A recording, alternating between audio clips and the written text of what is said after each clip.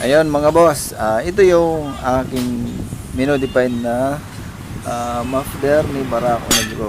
Ayan. So ito mga boss, naandun ito sa isang video ko kung paano ginawa. Ah, Kalimitan kasi nagkakaroon talaga ng knocking yung makina kapag ka nasa high RPM, kapag ka hindi natin minodified yung kanyang catalytic.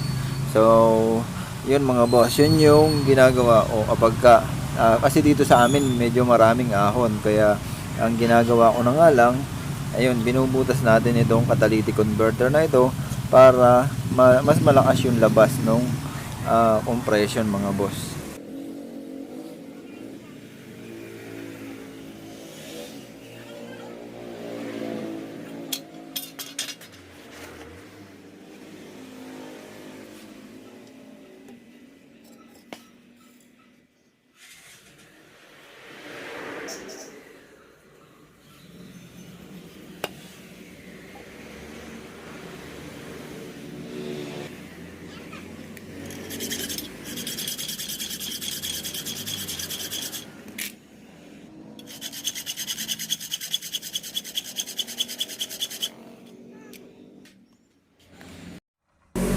At yun, ito, natapos na, ikinabit na natin mga boss. So, basta kung gusto nyo makita yung video nito, kung paano natin ginawa, minodified, meron tayo, magkasunod lang itong video na ito mga boss. Ito yung part 2 kasi.